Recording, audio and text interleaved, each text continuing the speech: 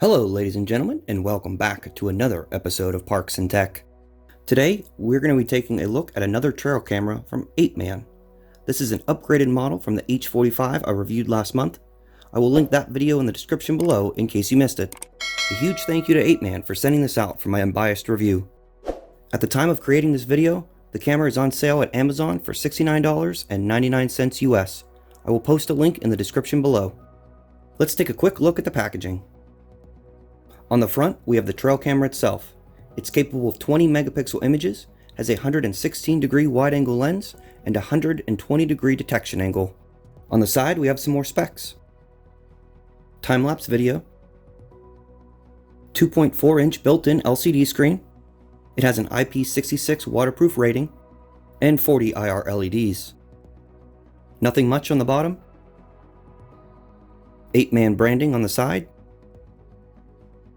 And on the back, we have the key features. 20 megapixel images, 120 degree detection angle, 1080p full HD video, and a 65-foot trigger distance. High performance, wide angle lens, 40 low glow IR LEDs. This is everything you get in the box.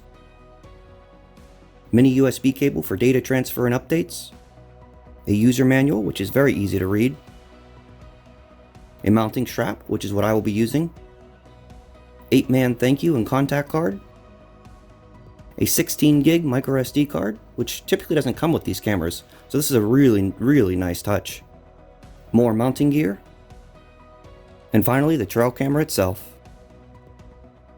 Here are your 40 IR LEDs, the camera lens, and your motion sensors. On the bottom is your microphone, a power port if you wish to power it via cable, which is not included, 1/4-20 tripod mount. On the side we have the clasps that keep it tightly closed in a spot where you can attach a lock if you wish.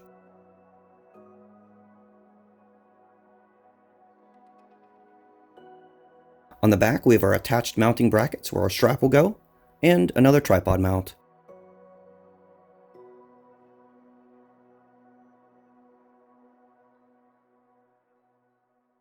On the side, we have our hinges, and nothing on the top. That brings us back to the front. To open the camera, release these two clasps.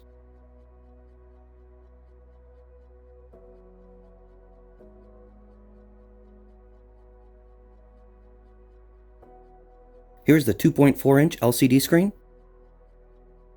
your control pad, the off, setup, and on switch. Behind here is your battery compartment. I love they have the string to help open the clip. Just pull and it's open. Pretty simple. This takes 8 AA batteries and they are not included. On the bottom we have our micro SD card slot, mini USB connection for file transfer and firmware updates. I got my batteries in there and I use the Amazon Basics batteries and have never had an issue yet. I am using their included micro SD card. It goes on with the Apeman logo facing up. Push it in until you hear the click. To set it up, switch to setup mode.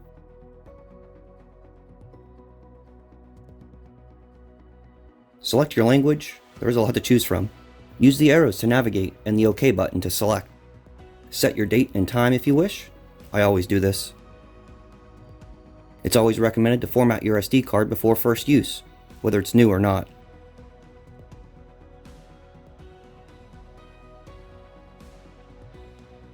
Now we can set up the rest of it to our liking.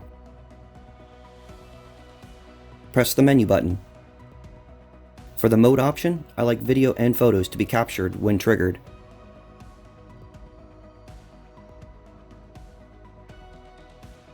Here you can change the photo resolution. I like mine on the highest.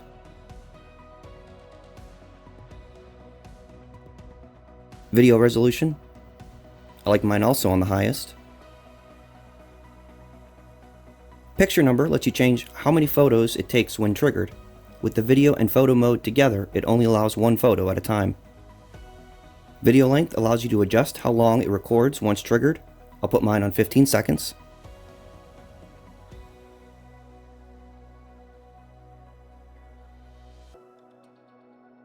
You can change your interval settings. I will keep mine on the default. Time-lapse settings. Timestamp toggle. Time switch toggle. You can set a password for the camera if you wish for added security. Obtain your serial number. Side PIR sensors can be toggled. I would recommend leaving this on.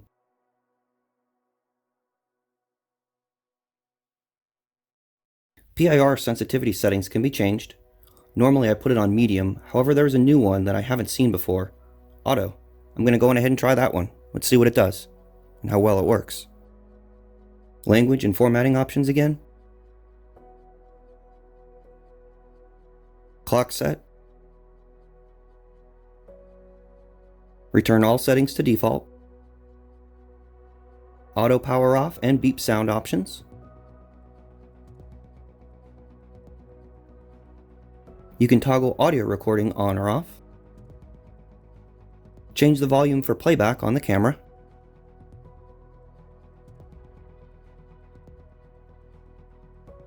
And view your system settings.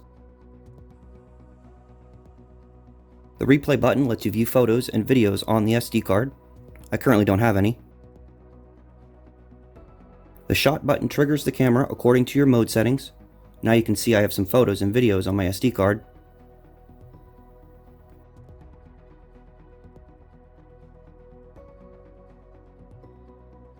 The mode button allows you to switch modes.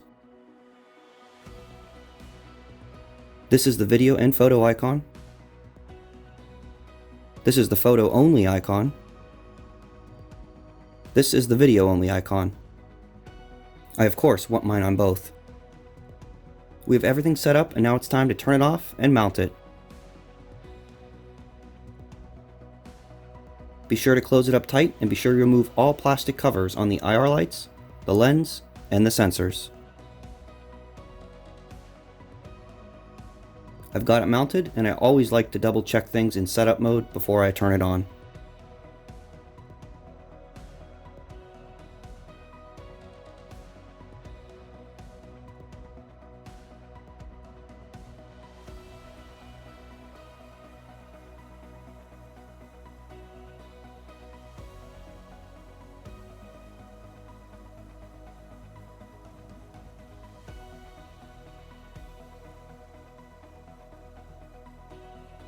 Everything looks good.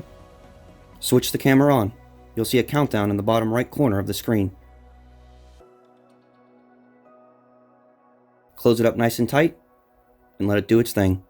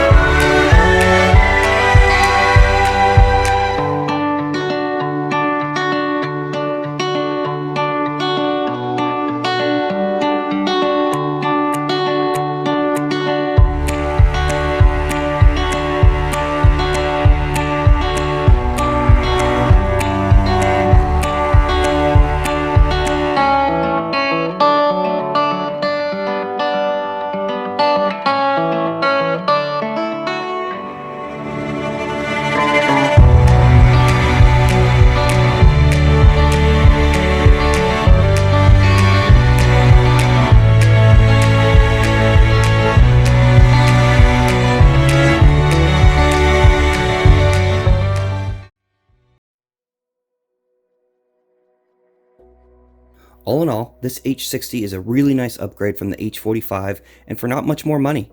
Apeman seems to do a great job combining low prices with more than acceptable quality. During the 2 weeks this camera was outside, it survived heavy rain and wind, and no water got inside and no damage was done to the camera. The video quality is very nice and should be more than enough for most people. The audio is also good compared to most trail cameras.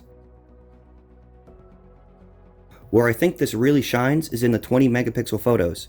The photos are extremely clear and very detailed. Going back to the PIR auto sensitivity, this camera captured the same events my other three did that are all pretty close to each other. For this trail camera, the auto sensitivity worked great. Depending on how much activity is captured, the 16 gig microSD card that comes with this should be more than sufficient. This camera doesn't advertise Wi-Fi or Bluetooth because it doesn't have it. Not a huge deal breaker, but at this price point, you shouldn't expect it. I really like the H60 and I think it's at a great price point for what it is. It won't break the bank and it brings you high quality photos and videos and higher end settings that you typically find on way more expensive trail cameras. At the $69.99 price this is, it's well worth it, and I bet you might even be able to find a sale for less. And if that's the case, please don't hesitate. You won't be disappointed at either price. I really appreciate you taking the time to watch this video. Please be sure to hit that thumbs up button, and if you haven't already, make sure you subscribe and hit that bell notification so you won't miss a day when I post a new video. Stay tuned as a new series to this channel is coming out next week. Thanks again, and we'll see you then.